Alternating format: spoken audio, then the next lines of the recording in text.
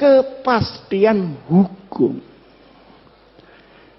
Innallaha ya'murukum an tu'addul amanati ila ahliha. Tu'addul amanati ini untuk Pak Hidayat Nur Wahid, untuk politisi-politisi, supaya membawa amanat rakyat. Jangan 5 tahun sekali datang ke rakyat terus tidak tahu lagi, menunggu 5 tahun lagi. Ini yang tidak tepu, ini mesti pendaftar. Nah, kalau idza hakamtum, ingat bainan nas bukan bainal muslimin, antahkumu bil adl. Penegakan hukum ini harus sama rata sama rasa. Nah, sekarang di Indonesia kan tidak. Hukum naik susah, ke bawah kena. Pajak naik sulit, turun gampang. Akhirnya yang kena yang kecil-kecil. Jadi kepastian hukum. Jadi, inti dari hukum adalah al-adalah. Inti daripada politik adalah al-amanah. Kalau dua ini hilang, maka hukum akan menjadi cerita. Dan politik akan menjadi akumulasi kekuatan saja. Luar biasa, Pak. Di bawah ada lagi al-musawah bainal iqtisad.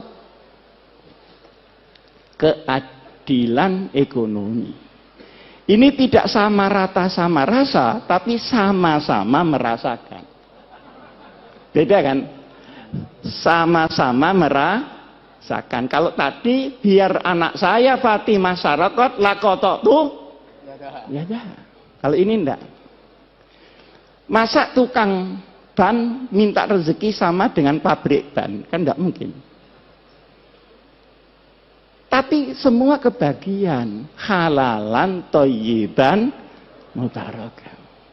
Orang sedikit bisa bahagia, dapat banyak bisa bahagia, dapat sedikit bisa menjadi pencuri, dapat banyak pun bisa menjadi rampok di mana-mana. Yang menghabiskan uang negara itu bukan orang miskin, Pak. Orang yang sudah Masya Allah kayanya. Nah, di sini pun adalah ketentuan yang harus ada di sebuah negeri, apapun bentuk negeri itu, kita ada orang Islam di situ, kita harus perjuangkan ini.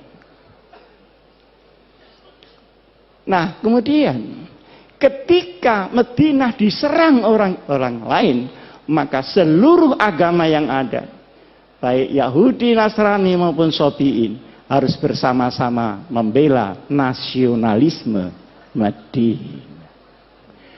Coba, Pak. Ini kan Masya Allah.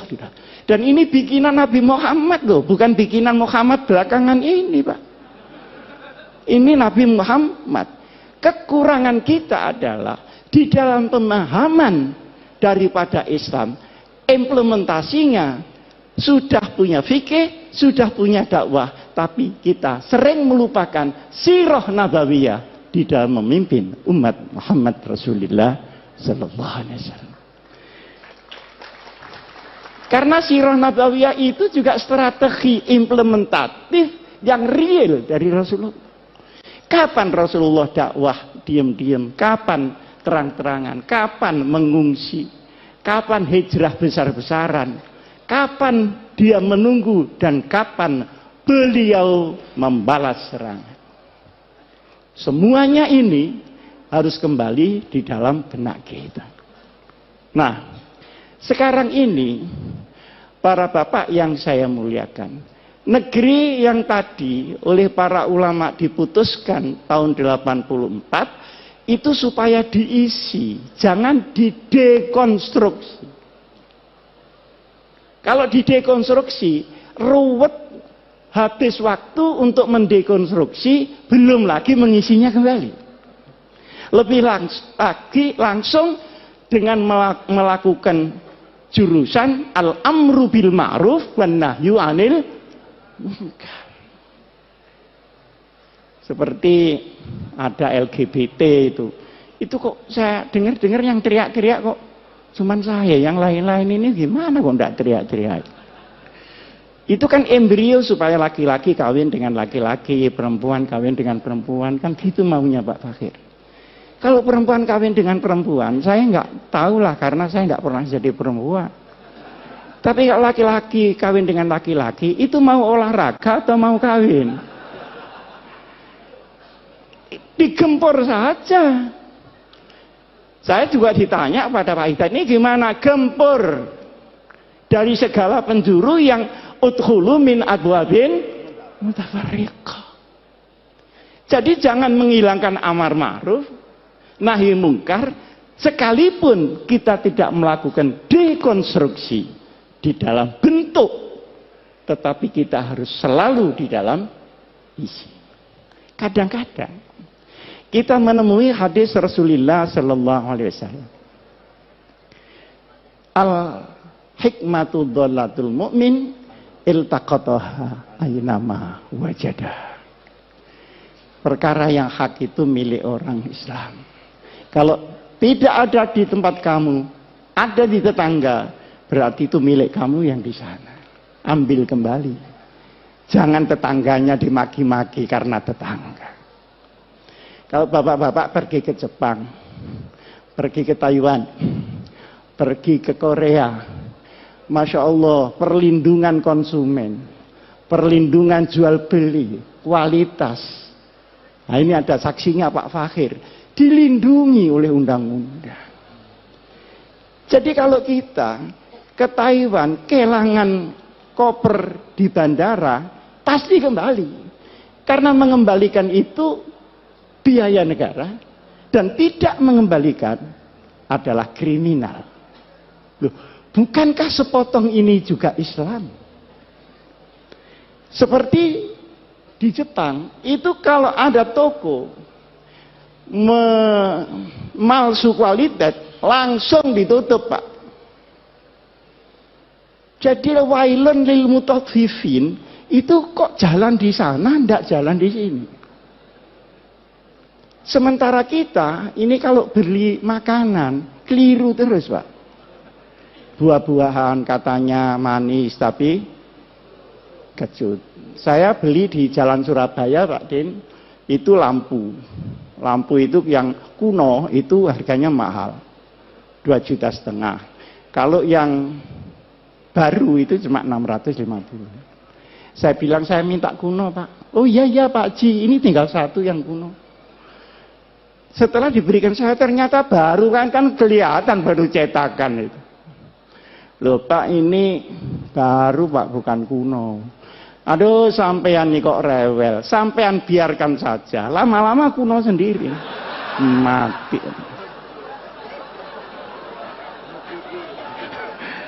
Itu namanya sekarang katanya mukidi. Ini lama-lama kuno sendiri. Wah ini orang belum tahu siapa yang beli ini. Akhirnya saya bayar 650. Loh takji kurang ini. Ya kurangnya nanti kalau sudah kuno.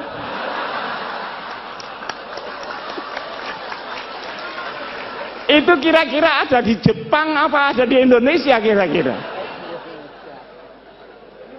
Lah terus sepotong ini saja loh ya, bukan la ilaha illallahnya.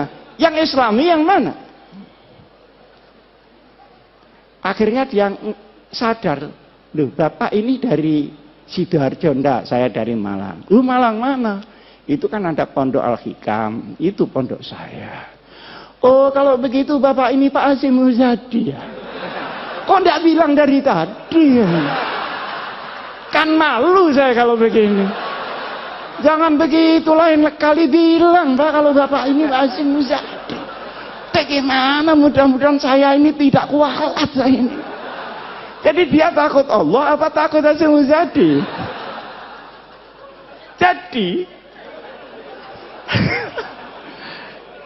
Jadi akhirnya saya itu mikir, ini kenapa ya begini? Pak Fakhir kan sebentar lagi menjadi Menteri Luar Negeri, Allahumma. Masa naibul fa'il terus? Lama-lama Ini bagaimana ya kok begini? Jadi ternyata setelah ke sana kemari, ilmu saya itu ya ilmu keluyuran saja, itu kan ilmu yang berat-berat. Oh, kalau begitu, lau anna ahlal qura amanu wattaqau. Itu ahlal quronya, bukan kuronya, Pak. Jadi kita tidak usah bulet perkara kuro, tapi ahlal amanu wattaqau. Fafatahna alaihim. Tapi walakin kazabu, yang kazabu tadi kuronya apa ahlul kuro? Ini bukan tamrinan tapi sudah terang. Sehingga menurut saya yang penting bagaimana kita isi Indonesia. Nah, di saat kita ngisi itu tantangannya luar biasa, Pak. Terutama setelah tahun 2002, setelah reformasi ini. Seluruh ideologi yang baru-baru masuk, baik di kalangan kaum muslimin maupun yang dari barat maupun yang dari timur, semuanya masuk, sementara kita sedang diancam oleh regenerasi yang sudah 100 tahun ini. Indonesia akan ganti penduduk baru. Mereka anak kita atau anak zamannya. Ini menjadi perhatian kita. Tetapi la tayasu min rauhillah. Sekian banyak kita berkumpul.